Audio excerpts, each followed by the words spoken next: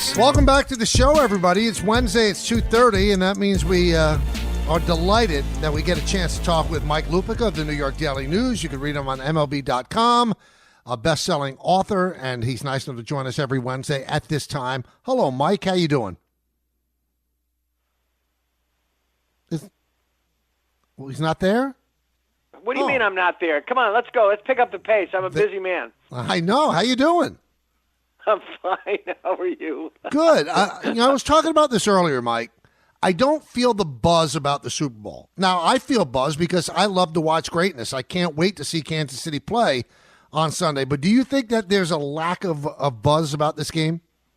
No, I really don't, Michael. I mean, and again, I try not to, assume that everybody feels about a sports event the way I do. Mm-hmm. But the fact that you have a guy who might someday be called the greatest player of all time, trying to win, be the first team to ever in the Super Bowl area win 3 in a row, and the first team since Lombardi's Packers in the 60s to win 3 NFL titles in a row. I like the rematch. I think the Eagles are a great story. I think Saquon makes them an even sexier story. And I think Hurts is one of the most underrated players in the league. And, I was talking to my son Christopher about this today. Are the Eagles about to get spagged by Steve Spagnuolo? Is he just going to let Saquon run up and down the hill? The field? Is he going to force Jalen to throw the ball? And are the Eagles going to be able to bully the Chiefs the way they've been bullying? No, I really like this. People forget quickly. There's a very short attention span in sports. How great the game was that these two teams played a couple of years ago. Yeah. Now, and by the way, it's also helped by this bonehead narrative about Chiefs favoritism that keeps being pushed, and it diminishes the whole thing. It's a false narrative that gets started by Troy Aikman on the national stage, and now it's being picked up by chuckleheads like Terrell Owens, because I want to know what he thinks about officiating, Michael. Don't you? I mean, all the big things in sports, I think, what does Terrell think? Let's call Terrell, because he handles his own business so well.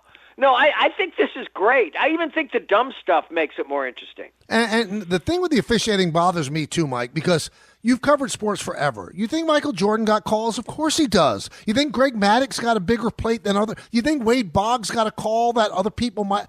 Greatness gets you those calls. So I think the officials, they're not being told to favor the Chiefs because of Taylor Swift. They know the Chiefs are great. So if it's a close call, they probably in their mind go, I'm going to give it to the Chiefs. There's no nefarious thing going on. I think, why would the NFL risk everything by setting up the Super Bowl where you and I could choose sides and they'd get 110 million viewers? It's not about Taylor Swift. It's a silly narrative.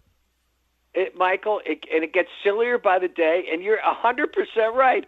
How many games, Michael, did we watch when Derek would knife back from the plate and you'd say, wait, that looked like a strike to me, and it would be ball one. Right. I mean, it was just part of it. And the idea, I think we talked about this before, the idea that this team has been able to win one close game after another and one big game after another and consistently come from behind in the Super Bowl the way they have, and it was that somehow the refs were a factor in this.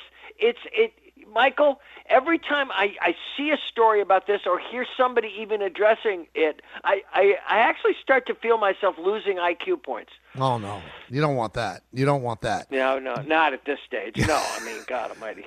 Getting back to Barkley, I think it's a fascinating thing. I think that the Giants not signing him is probably the greatest thing that ever happened to his career, because if he came back to the Giants, Mike, he would not have had 2,005 yards. Nope. They might have won 5 or 6 games, and he would have been out of the playoffs again. And although we want to jump Joe Shane for not, it wouldn't have changed the Giants because they don't have a quarterback. Do you agree that this is the best thing that ever happened to Saquon? It's the best thing that ever happened to it. Because of the circumstances, it's the worst thing that ever happened to the Giants. And Hard Knocks, Michael, I think I've asked you this before. I don't know what the rules are for having to do Hard Knocks. It's one of the dumbest decisions in the history of the New York Giants, because this played out in like the real Giants of Beverly. It's like real Giants of the Meadowlands. It made Shane look awful. It made him look awful. But you're right. It's the best thing that ever happened to Saquon. Remember when John Mara said, we're talking about Daniel Jones when he was still with the Giants, we've done everything possible to screw this kid up. Well, what about Saquon Barkley? Right. What about never putting a representative offensive line in front of him? All the weapons they tried to get for Daniel Jones, they should have been getting better offensive linemen for this guy. I've been trying to remember, and maybe you can remember, has there ever been a guy who left New York as a free agent? Now, I'm not talking about Soto, that's different, okay? And went somewhere else to a rival and had a historic season the way he had. I can't think of a worse. I can't think of a worse deal. And here's the thing. Put me down, Michael, as someone who thought that Gettleman had erred by taking a running back with the second pick in the draft. And I will admit, with the career this young man is now having, I was wrong about that. He and guys like Christian McCaffrey are making the sport take another look at the value of a great running back. It's like when Lawrence Taylor came along, Mike, outside linebacker was about the least glamorous, maybe offensive guard was a less glamorous position than outside linebacker. And LT came and rearranged the furniture, reimagined the sport, and all of a sudden it became one of the glamour positions because of the sheer force of his talent. And the sheer force of Saquon's talent is obviously making the sport, and guys like Jahmyr Gibbs in Detroit, re-examine the bias against running backs. And you know what it is, Michael? Oh, we can plug anybody in. Oh, right. Really? Tell the Eagles that. Your column just was posted on the Daily News site and it says, make a giant statement in the Big Easy. Eli Manning deserves to be a first ballot Hall of Famer. Now, I tend to agree with you, but we had Sal Palantonio on earlier in the week, and Sal's part of the committee. And I said, do you think Eli's going to get named on Thursday? He said, well, he'll be a Hall of Famer. I'm not sure it's going to be the first time. And I said, well, doesn't that take something away? And he said, no, you're a Hall of Famer. But, Mike, I think it does take something away. There's something special to be the first time you go in. I think there's tiers of Hall of Fame. Mike, I looked it up today because I've talked to you about this before, okay?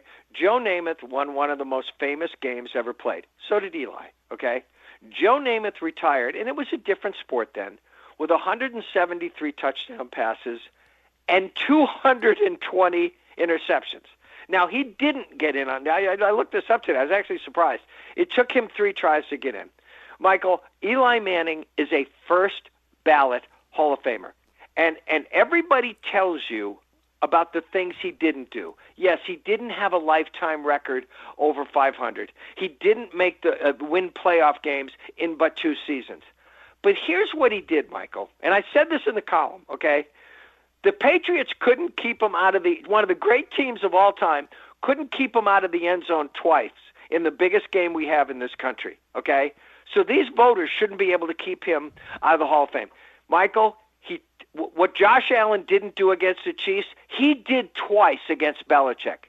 He took him down the field in Glendale, and then he took him 88 yards in Indy when they beat him again.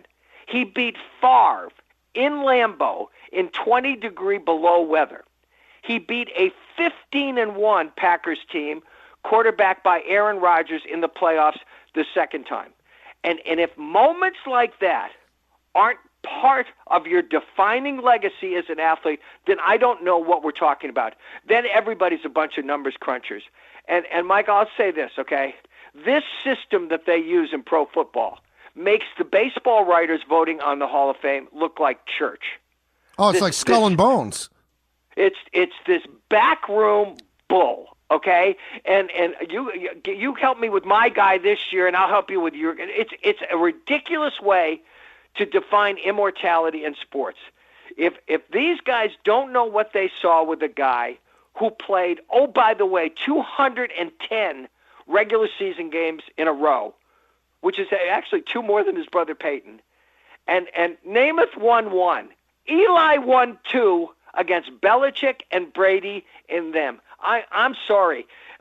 This idea that they have to think about it for another year, shame on all of them. Now, it's ironic that today is the anniversary of the Manningham pass. And I'm telling you, everybody talks about the David Tyree thing. The Manningham pass is one of the most perfect passes in a big situation in any kind of sporting event ever. It's the perfect pass, Mike. It really is. He was at the 10-yard line. It's in the column. I know you're going to get to it before the day's over, okay? But he's in the shadow of his end zone. He is throwing the ball deep down the left sideline into coverage. It's the best deep ball. I forget. I'd have to look how many Super Bowl. I probably went to 30 Super Bowl, whoever. I've still got PTSD from covering all that many of them, okay? But it's the best deep ball I've ever thrown. And here's the thing about Tyree, okay?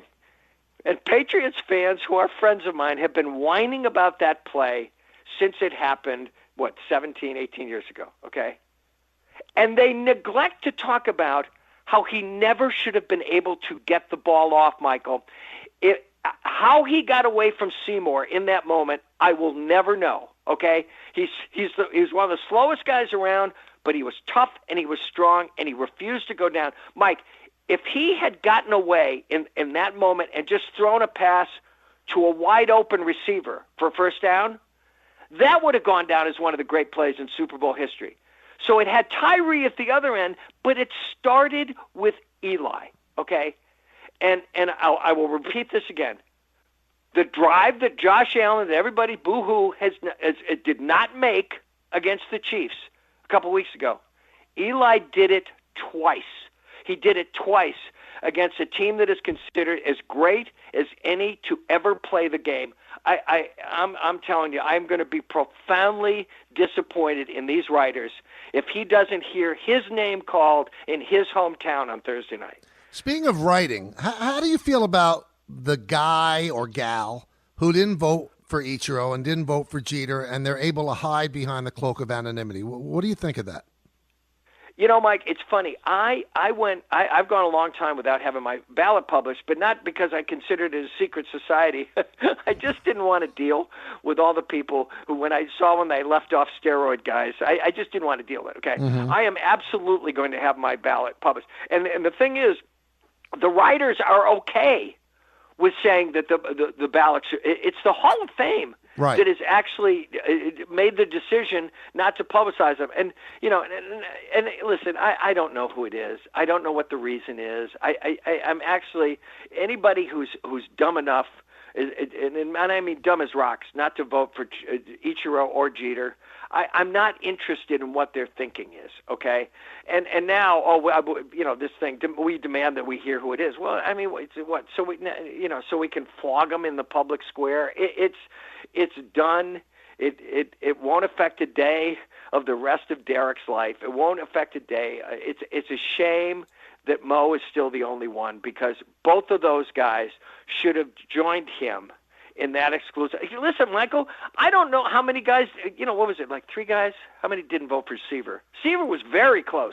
Right, and Griffey. Seaver, yeah, I don't get it, but I'll tell you something. It's interesting, and I love Sal, and Sal used to be on the Sports Report as well. He's great. He's a great reporter. He's been a great shining member of this company, okay? But it's always very interesting to me, because I used to hear other guys say, well, I'll vote for him, but not on the first time. Wait, what? Well, I think that Sal thinks he should be a first-timer, but I think he got the lay of the land because he was part of the presentation, and the way he said it, he said, I don't know if he's going to get in the first time. He thinks he should.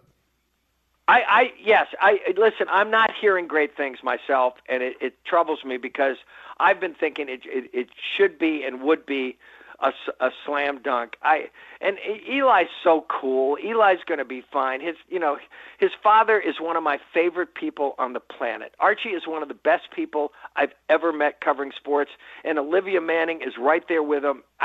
It would be such a wonderful thing for their family in New Orleans to have his name called on Thursday night. And I'm going to be more sad than angry if it doesn't happen.